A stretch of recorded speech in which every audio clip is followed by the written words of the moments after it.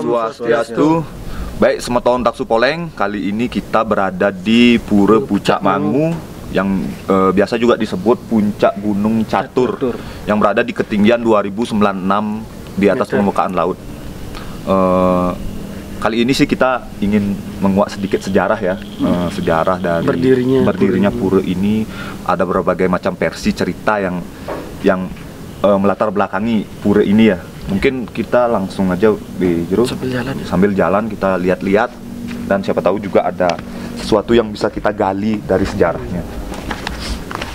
Juga teman-teman perlu dijelaskan, kemarin kita berangkat dari Singaraja sampai di kaki gunung. Ya, kita bermalam di sini teman-teman. Pukul 6 ya. Pukul 6 nyampenya sekitar jam 11 ya. Jadi 5 jam kita tempuh. Ya. Karena medannya cukup ekstrim juga. Habis turun hujan.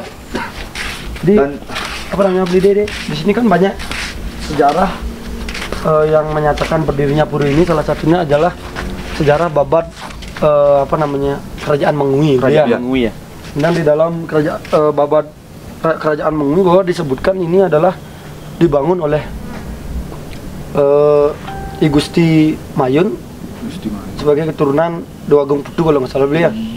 Jadi beliau Dewa Agung Putu itu diceritakan di dalam babat Mengui itu, beliau itu pernah terkalahkan secara satria oleh I Gusti Ngurah Batu Tumpeng yang berada di Kekeran. Kemudian setelah beliau kalah dijadikanlah tawanan perang, dikirim ke Tabanan Kabe-Kabe. Setelah itu beliau diminta oleh Patih yang di Marga untuk dijadikan saudara.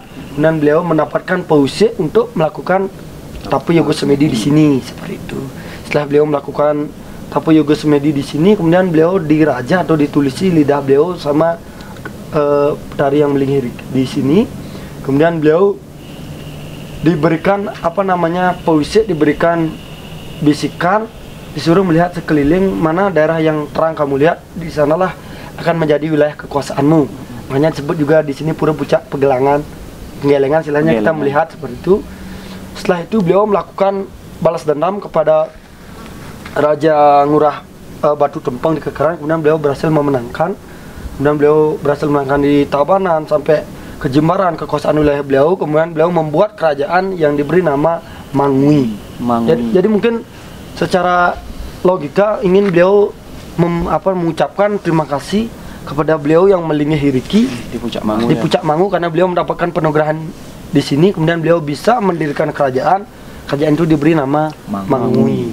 Nah, beli jero, apakah beliau yang membuat pelinggi-pelinggi yang ada di sini, beli jero? Membuat puranya maksudnya? Ya, kalau masalah puranya memang beliau yang membuat.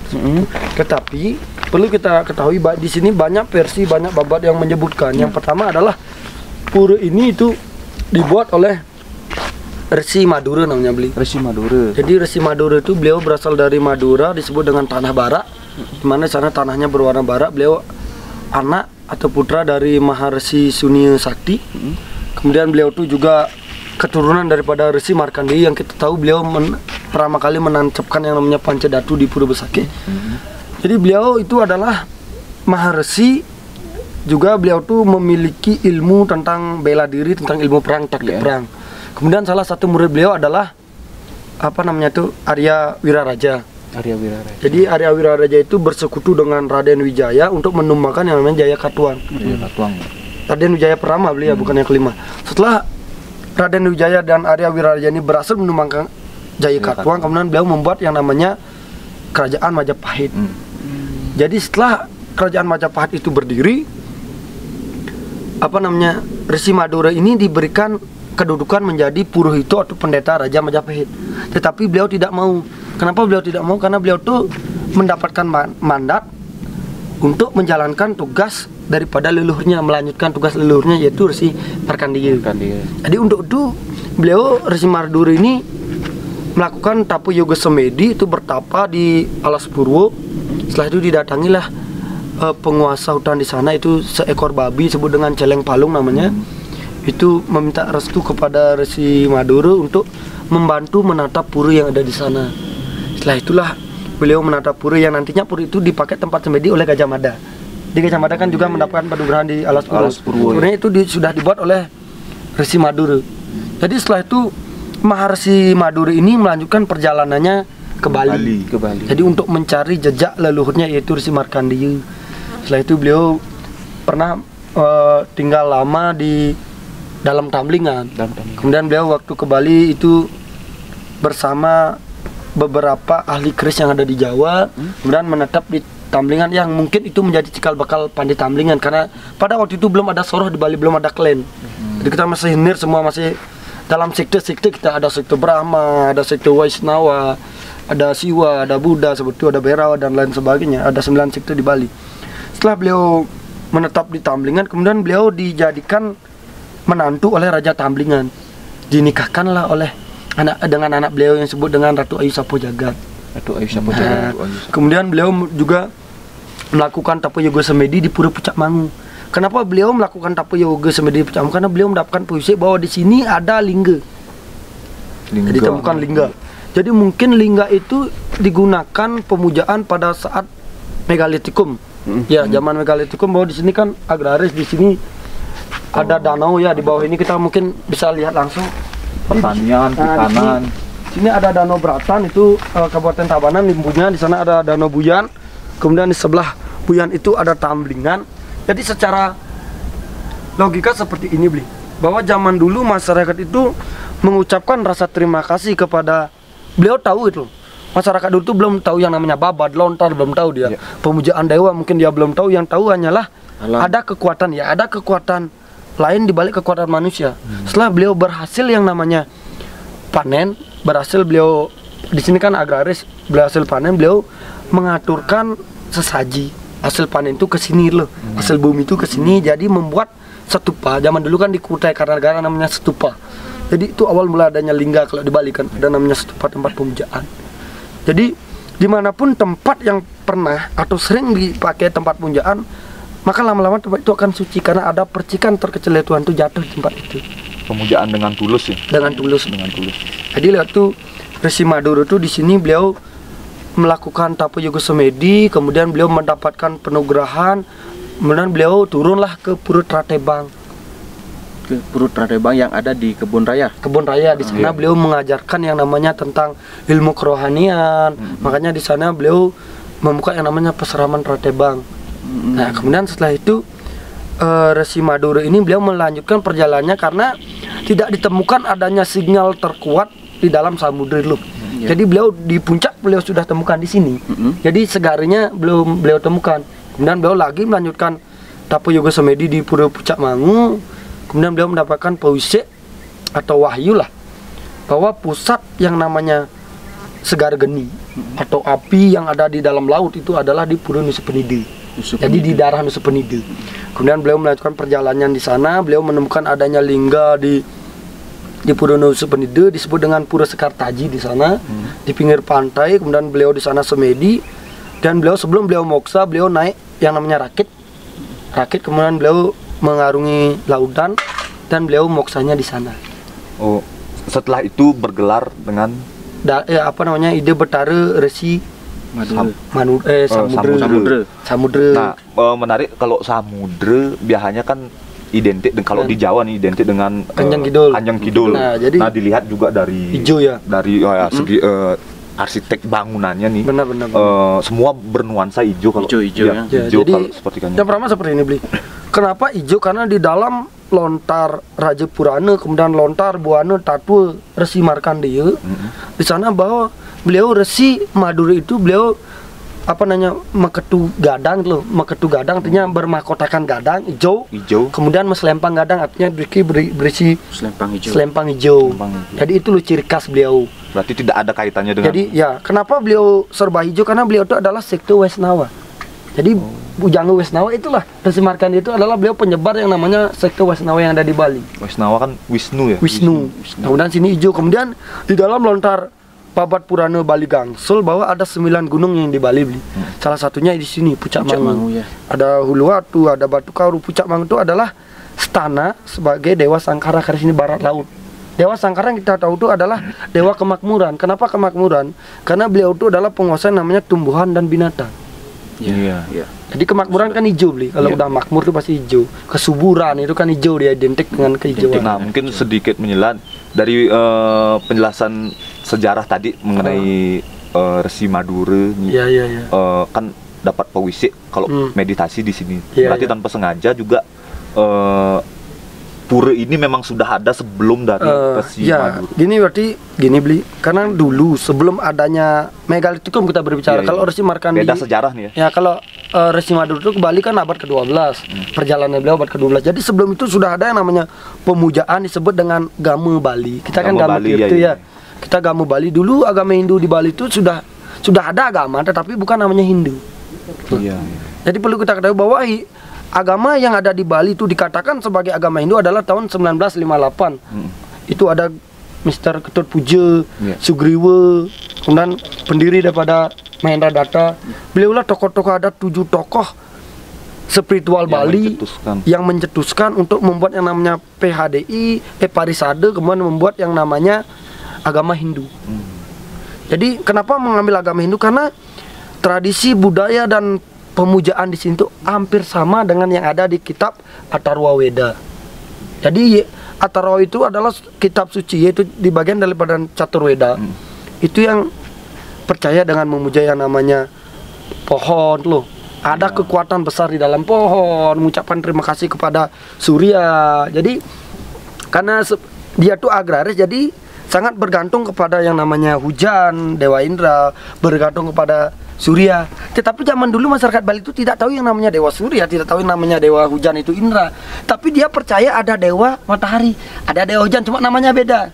Nah, dan untuk tempat mungkin kenapa di sini, karena nyari tempat yang paling tinggi. Ya, tinggi itu Pramabli ya. Tempat tinggi. Jadi Resi Madura itu mendapatkan puisi bahwa di sini tuh pernah terjadi suatu pemujaan yang besar yang tulus oleh masyarakat yang ada di sekitar danau ini. Jadi kan bersinar istilahnya dia. Karena dilakukan dengan proses yang tulus. Jadi percikan Tuhan itu ada di tempat ini seperti itu ya. Kemudian di dalam arkeolog juga menyebutkan di sini adalah setara dengan penemuan lingga yoni yang ada di Candi Kuning dia. Di sini ada lingganya, nanti kita perlihatkan. Kemudian nanti kita bahas pelingi-pelingi apa aja yang disetanakan di sini. Setelah itu kita lanjut dulu masalah kenapa tempat ini dijadikan titik itu loh. Karena ini adalah dibilang hulu ning hulu loh, utama ning utama. Utama ning utama maksudnya apa? Dari Bali Utara, Kaji itu adalah ini yang paling Kaji. Dari Bali Selatan yang Kaji ini. Karena kan Bali Utara dengan Bali Selatan itu Kaji itu berbeda. Inilah titik sentral. Jadi kalau sampai di sini kita bilang mana Kaji itu udah sama. Kalau kita orang Beleleng, ini loh Kaji. Kalau orang Denpasar, ini loh titik Kaji. Dan intinya Kaji itu adalah tempat yang paling disucikan bagi orang Bali ya. Jadi kita nyambung. Kenapa di sini dilinggikan atau ditemukan lingga? Karena tengah. Kalau di Pengidar Buani yang berstana di tengah itu adalah Siwa. Ini lo titik sentralnya antara Kaji dan Kaji Uluning Ulu. Makanya lingga ya. Lingga namanya. Baik, beli jodoh. Yuk. Baik, beli jodoh. Dari si bangunan ini sih, dari arsitekturnya kan sangat unik ya. Sangat unik, ada 4 penjuru, empat sisi dan pemahyangan ya. Mungkin bisa dijelaskan ini. Jadi gini beli, ini adalah pemujaan untuk itu tari Nyatur Luku di sini. Nyatur Luku ya. Catur itu kan 4, Luku itu adalah tempat. Jadi bisa dikatakan adalah memuja 4 arah mata angin. Kemudian di sini ada 5. Kenapa 5? Karena tengah-tengahnya ada lagi 1. Jadi di sini ada 4 karena di sini juga disebut dengan Pura Pucak Catur. Pura Pucak Catur namanya beliau. Jadi itulah mungkin. Kemudian ini sudah dijelaskan bahwa ini adalah pemujaan untuk Betara yang melingih di Pura Pratebang. Kenapa? Karena seperti saya katakan tadi bahwa ini adalah tempat pertapanya Resi Madura. Setelah beliau melakukan penugrahan atau puisi, beliau melanjutkan mentransfer ilmunya kepada sisi-sisinya itu di Pura Pratebang. Nah kemudian ini adalah Meri Tumpang Lima adalah sebut dengan Betara Penggelengan kalau nggak salah beliau. Penggelengan artinya disinilah Dewa Agung Putu yang mendirikan kerajaan Mengu itu mendapatkan penugerahan. Beliau mendapatkan penugerahan di sini, kemudian beliau dirajah, lidah beliau ditulisi aksara, kemudian disuruh melihat sekeliling daerah mana yang kamu lihat terang itu akan menjadi wilayah kekuasaanmu. Nah kalau sampai di Jimbaran, sampai di Margulan banyak lah. Akhirnya jadi cikal bakal mengui. Jadi mungkin untuk menghormati ide Betara yang Belingiriki, makanya beliau membuat kerajaan yang diberi nama Mangui. Ya, terima kasih beliau lah. Jadi kemudian inilah Lingga disebut dengan utapan yang utama. Kenapa? Karena inilah cikal bakal adanya pura ini yang sebelum dibuat pelinggih oleh keturunan daripada Wagong Putu, yaitu Wagong Mayun. Jadi inilah. Berarti pada zaman Megalitikum ya? Ini ya kalau diteliti oleh Badan Arkeologi Provinsi Bali, ini adalah dikatakan peninggalan tuh zaman Megalitikum. Tapi ini kita lihat sangat unik lingganya. Iya, karena tidak lingganya. Tidak seperti yang umum. Seperti kita lihat biasanya kan ada yang bentuknya batu bulat tumpul sempurna gitu ya, yang sempurna halus dan lingga yoninya itu elips ya. Jadi itu ada 12 macam lingga sebenarnya beli. Dalam Siwa Purana itu ada 12 macam lingga. Ada yang elips, ada yang bulat, kemudian isi seperti pancoran, ada yang segi 4 seperti ini. Ini kan kalau nggak salah ini kayaknya persegi. Persegi batu, kemudian lingganya. Karena batunya ini baru nih ya beli ya. Iya, lingganya itu yang di atas. Yang di atas lingganya yang asli. Jadi ini itu. Jadi suatu hal yang bisa kita ambil dan lupa kita juga mengedukasi suatu hal yang bisa kita ambil.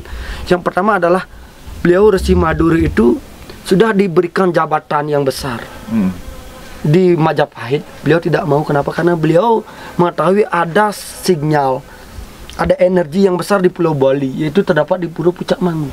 Jadi beliau jauh-jauh dari Jawa sampai beliau meninggalkan yang namanya kedudukan, keduniawian untuk bisa bersemedi di sini. Kemudian Dewa Wagong Putu juga mendapatkan penugrahan sehingga menjadi pemimpin yang besar adalah di sini. Jadi ada di dalam babat beliau mengatakan seperti ini, bahwa kegagalan bukanlah akhir dari semuanya. Jadi jadikan kegagalan, karena beliau kan gagal dalam perang, beliau kalah dulu, kemudian beliau menjadikan kegagalan itu adalah sebagai cambuk motivasi untuk kita berbenah itu. Lewat itu kita menjadi dewasa. Tanpa ada masalah kita tidak akan pernah dewasa. Tanpa kegagalan juga kita tidak pernah berhasil kan. Jadi itu mungkin pesan kami dari tim Taksi Pole untuk teman-teman khususnya yang suka mendaki, yang sering tampil ke sini, usahakan apapun yang dibawa di sini akan dibawa pulang lagi. Jangan mengotori tempat ini dan tolong jaga. Kita malu itu loh. Pengelingsir kita, leluhur kita susah payah membangun ini. Coba kita pikir, beliau membawa ini yang sangat berat. Kita tempuh 5 jam tanpa membawa apa, cuma membawa makanan sudah nggak kuat. Jadi kita hanya menjaga, kita tidak mampu gitu loh. Jadi itu kan untuk teman-teman untuk menjaga kebersihan lingkungan juga di sini. Apabila membawa minuman plastik agar dibawa lagi dibawa pulang. Bisa juga dibakar kalau memang memungkinkan, bisa dibakar biar gampang terurai dan tidak mengotori areal pura ya. Iya. Dan pesan juga untuk teman-teman, kita sebenarnya sih salah jadwal untuk datang ke sini ya, karena ini sudah musim hujan. Tidak disarankan sih bagi teman-teman yang mau melakukan ekspedisi dekat-dekat bulan-bulan ini ya, karena medannya juga cukup licin, cukup terjal, curam juga, dan jurang sana sini banyak longsor gitu lah. Jadi ya mungkin bisa dicari waktu yang lain lebih baik lah, cuacanya lebih cerah gitu. Mungkin itu aja beli. Baik teman-teman, mungkin itu saja yang bisa kami jelaskan dari menurut pandangan Beli Jero mengenai tempat area suci yang ada di Pura Puncak Mangu ini ya. Bagaimana kita juga salah satu pesannya lagi beli. Kalau tampil ke sini jangan makan daging babi. Jangan makan daging babi ya. Dan kebanyakan pura juga kayak gitu ya. Kalau dia siwai stick sebenarnya. Iya, kalau bisa sih jangan mengkonsumsi babi dulu kalau mau nakil-nakil ke pura ya. Ada lagi pesan-pesan yang tertinggal mungkin ini? Mungkin itu aja beli, karena seperti Pura Lelempuyang juga itu diperanakan makan daging babi itu termuat di dalam babatnya itu loh. Jadi kami tidak sekedar memberikan tanpa acuan atau hanya analisis kami, tapi kami juga mengacu daripada sastra-sastra yang sudah ada. Beliau maharesi yang sangat agung, yang sangat besar, menguasai yang namanya sastra-sastra. Beliau masih menghormati yang namanya alam. Karena beliau juga menyusun sastra itu untuk mempermudah kita di di selanjutnya kita bagaimana berproses untuk sembahyang yang lebih baik kayak gitu. Karena susah payah mereka beliau memberikan ya setidaknya mencurahkan apa sih aturan-aturan yang bisa kita jalani gitu. Baik, teman-teman. Mungkin lebih jelasnya lagi biar tidak mengotori aja yang lebih penting ini karena lebih penting karena di pohon-pohon ini juga banyak yang ada yang coret-coret kayak gitu ya. Mungkin pesan-pesan bagi teman-teman jangan seperti itu ya. Baik, mungkin teman-teman itu aja mungkin penjelasannya. Mudah-mudahan bermanfaat. Apabila dari penjelasan kami dari Beli Jeruk yang kurang tepat, kami mohon masukan, kita sharing karena menurut penjelasan dari pura ini sih ada banyak babat yang menceritakan tentang pura ini.